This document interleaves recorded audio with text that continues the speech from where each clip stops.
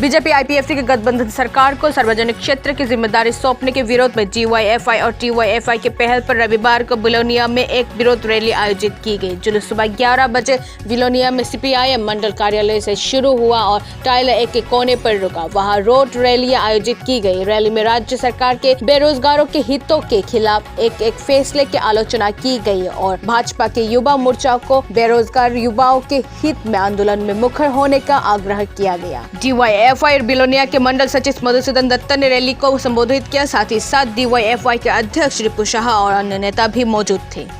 আমাদের রাজ্যের BJP IPFT সরকার যুবকদের বিরুদ্ধে এক সার্কুলার সেখানে জারি রেখেছেন। সেখানে বলা হয়েছে 7টা এজেন্সিকে সেখানে নিয়োগ করা হয়েছে।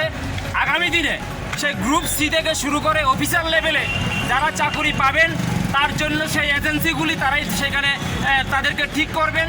তাদের বেতন কাঠামো কী হবে তারা সেখানে বলবেন। এই এজেন্সির মাধ্যমে সেখানে চাকরির জন্য প্রার্থী যারা তাদের কাগজপত্র সেখানে জমা পড়বে এবং পরবর্তী সময় তারা সিলেকশন করবেন, তারাই তাদের বেতন কত হবে সেটা ঠিক করবেন। আমরা ভারতের গণতান্ত্রিক যুব ফেডারেশন, উপজাতি যুব ফেডারেশন, দুটি বামপন্থী যুব সংগঠন এই ধরনের কালো সার্কুলারের তীব্র নিন্দা যেমন জানাচ্ছি, অবিলম্বে সেটাকে প্রত্যাহারের দাবিও রাখছি। এই কারণ তারাই বলেছিল যে 2018 সালের বিধানসভা নির্বাচনের আগে ক্ষমতায় আসলে পরে শুধুমাত্র রেজিস্ট্রিকৃত যুবকরা ঘরে বসে যদি মিস কল দেওয়া হয় তাহলে তার চাকরি সেখানে গ্যারান্টি হবে। তার সেই জায়গায় বছরে 50,000 করে যুবকের কর্মসংস্থান সেখানে করবে। আমি শুধু এই কথাই বলবো, যারা যুব মোর্চা করেন, এই বিজেপি সরকারের যুব সংগঠন করেন, আমি তাদের কাছে বিনয়ের সঙ্গে বলতে চাই আপনারাই তো সেদিন বলেছিলেন বছরে 50,000 চাকরি হবে। এই কথায় বহু যুবক আপনাদের সঙ্গে রয়েছে। কেন তাদের সঙ্গে প্রতারণা করছেন? সরকার সেই জায়গায় যুবকদের বিরুদ্ধে যুদ্ধ ঘোষণা করছেন, আর যুব মোর্চার একজন দায়িত্বশীল বন্ধু হয়ে আপনারা তাদের পক্ষে কথা কেন বলছেন না? আমরা বলবো আপামর জনসাধারণের স্বার্থে যুবকের যে যুব মোর্চার যে লড়াই, সেই জায়গায় দাঁড়িয়ে যুবকদের কর্মসংস্থানের প্রশ্নে আমাদেরও লড়াই একই রকম। কিন্তু সেই জায়গায় চাকরি নিয়ে যখন রসিকতা করছে আমাদের রাজ্য সরকার, চাকরির থেকে যখন ছাঁটাইয়ের সার্কুলার জারি করছে, কেন সেই বন্ধুরা সেখানে কথা বলছেন না?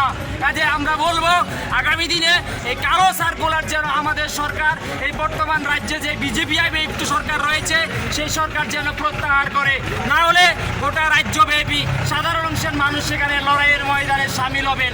এই কারণে সামিল হবেন কারণ প্রতিশ্রুতি ছিল তাদের, আজকে ক্ষমতায় আসা 3 বছরের মাথায় সেই প্রতিশ্রুতির কথা বেমালুম ভুলে গিয়ে 100% দিকে ঘুরে গিয়ে সেই জায়গায় যুবকদের বিরুদ্ধে যুদ্ধ ঘোষণা করছেন।